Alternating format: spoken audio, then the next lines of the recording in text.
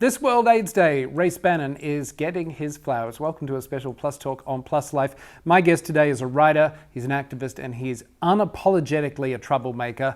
And my favorite kind of guest, Race Bannon, will be receiving the Lifetime of Commitment honor at Light in the Grove on the eve of World AIDS Day. Good to see you, Race. Thanks for making the time.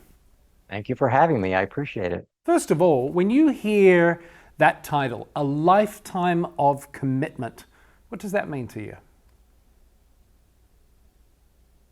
The egocentric part of me thinks, oh, look at what I've done. And then I realize I didn't do it alone. And I am hoping that the Lifetime of Commitment designation honors all the people that have done it with me. You've spent your life helping people live openly without shame. When you think of the word commitment, what's kept you showing up all these years? So I'm 71 years old, and I've been involved in some version of leather LGBTQ plus HIV, STI activism, etc., since I was in my late teens. Obviously not the HIV, STI stuff back then. And the fact that I'm able to keep going and keep doing it, and that for whatever reason, there's a spark in me that really wants to make the world a better place, I'm grateful for, because I know not everybody has that. So I don't know where it comes from, but I can say that at 71 years of age, I feel like I'm just getting started. I'm curious, you said that you've been talking about it since your sort of late teens. You mentioned that you're 71. Even in this day and age, in a rather puritanical society that we live in here in the United States, saying the word sex sends people into an absolute, to use a rather masculine term, tizzy. So I can only imagine going back, 50-something odd years, it was even more extreme then. You say you don't know about the spark, but what was it that had you at such a young age feeling that, I guess, confidence, that assurance, that talking about something as natural as sex is wasn't something to be ashamed of, and to explore one's kinks or fetishes or desires was healthy? I was lucky that at a very young age, I walked into a leather bar at the age of 18. I ended up befriending many people that were part of the early gay liberation movement, which is what we called it back then. So I was with a bunch of people who unapologetically were sexual, unapologetically gay, queer. And because of that cadre of people around me, it felt natural to want to normalize all that and destigmatize it. You've been talking about, sex, identity, later on HIV, long before it was comfortable. How have those conversations evolved, and what do you think still needs to change? We certainly talk about sex more openly than we once did. That said, a lot of what we do is still highly stigmatized. I think that we certainly have an era where we made a lot of progress as LGBTQ plus people, but we're seeing one step forward, two step backs in some areas. Trans rights is a very good example. So I think we still have a long way to go to talk naturally and openly about sex, especially sex that isn't heterosexual missionary position sex for the purpose of procreation, which is most of it. I think we've got a ways to go, but it's a lot better than it used to be, and I hope it keeps getting better. But right now, we can talk fairly openly about sex, and the mere fact that we're talking about it now, and that the AIDS Memorial is willing to bestow an award upon somebody who's so overtly sexual and talks about it, is a sign of progress. I think you've really helped people reframe, kink from being a taboo to something authentic within ourselves. What do people often misunderstand about sex positivity, and why is it tied so closely to wellness and HIV awareness? I think people misunderstand sex positivity with requiring people to have lots of it. Sex positivity is about people having the sex they want to have that brings them joy as long as it's in a consensual bond between adults. That's it. The rest of it is all superfluous to that. It's really about just giving people the opportunity to be their true, authentic sexual selves with no apologies. I think that you can never talk about HIV or any other similar topic without talking about sex at the same time. So by destigmatizing sex and allowing people to talk openly about it, suddenly HIV prevention, treatment, etc., can be discussed in a very adult, open, honest way with as little stigma as possible. Yeah, and I think, going from the darkest days of the epidemic and the crisis to where we are today with PrEP, in the U equals U era, what lessons do you think our community still hasn't learned, though? PrEP and undetectable equal untransmissible, and every other bit of progress we've made in the realm of HIV prevention and treatment is because a community decided we are not going to let a bunch of government officials decide what it is we need.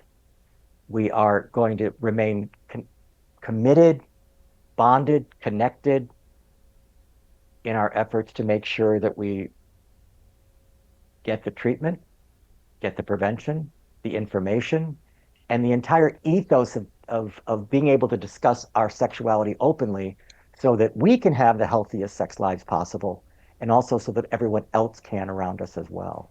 Yeah, I think that's so well said. And something about you that is so admirable is that you've never hidden who you are, as you've said, not as a gay man, not as a kink advocate, not as someone who believes that pleasure and health can coexist. What is the power of that kind of visibility in this day and age? I made the conscious decision when I was very young to be entirely out as a gay man, and then shortly thereafter, entirely out as a leather man, a kinky man, whatever. And when I seroconverted as an HIV positive man, I decided to be entirely out about that as well. The power of being out, assuming you're in the environment that you're relatively safe in, which I was, is that you can say anything. Your life is an open book, and nobody can sort of use anything against you when you're trying to deliver a message that you want to deliver. So I think the power of visibility is it gives you an authentic voice to speak to people because you're being your authentic self. And when you're telling somebody, this is what you can do to be healthier, this is what you can do to have better sex, etc., it rings true because you're being authentic and your real self, and you're not some manufactured, constructed persona that they're seeing or listening to. Well, it's that cliche, isn't it? The truth sets you free, and as long as you always tell the truth, you don't have to remember anything. That's the one I like, especially since I'm not very good at remembering things these days. The award is going to be bestowed upon you at the National AIDS Memorial there in San Francisco. You were going to be surrounded by names and trees and history. When you stand there, what do you hope that people will remember about this community and the work that we still have ahead of us? I think there is an assumption by many that the HIV crisis is over. We have PrEP, we have treatment, we have undetectability if you're on treatment, etc. But the truth is it's not. You can go to parts of the south of the United States and it's still very much what I would call epidemic levels. And certainly through other parts of the world, absolutely still is at epidemic levels. And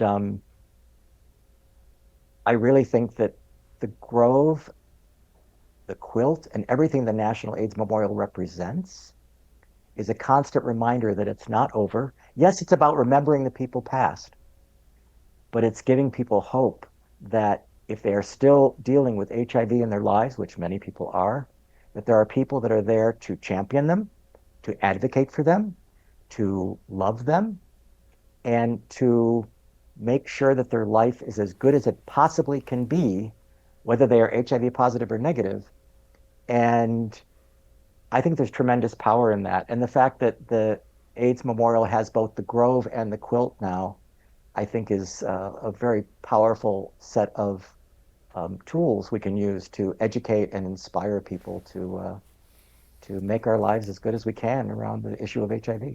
So would you say that, I mean, as we sort of stand here on the eve of World AIDS Day and with a lifetime of activism behind you, would you say that that is part of the message that you really want the next generation to hear loud and clear?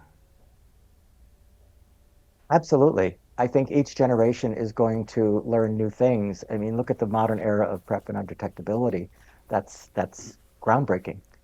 Um, and I am sure that as we move forward, there will be other advances as well. And I think the next generations need to take up the mantle and say, okay, this isn't over. We need to keep this at the forefront of our thinking about what we want in our lives, what activism we want to engage in, and make sure that they understand that it's not just about remembering the people in the past, which is important, but it's about making a better future for people who might still be struggling with HIV currently, people that we want to make sure do not get HIV, people that might have friends or family members who are HIV positive or somehow impacted by HIV. We want to make their lives better going forward, and we're probably going to have new political paradigms, new scientific and medical research, and other breakthroughs that may happen. And we want them to be the people to champion those. And the old people like me aren't going to be around forever. We need a new generation to do it. Well, listen, we're glad you are still around, especially since you are going to be honored with this year's Lifetime of Commitment award at Light in the Grove on the eve of World AIDS Day. Race Bannon, thank you for your time and thank you for your service and all that you do for our community. Thank you very much for having me. I truly appreciate it. It's been an honor. That is going to do it for this episode of Plus Talk. Hey, what did you think? Leave a message in the comments below and do let us know. And remember, you can like, follow, and share. We're across all your favorite social platforms at Plus Life Media, and the website is pluslifemedia.com. Until next time, be nice to one another. We'll see you soon. Bye-bye.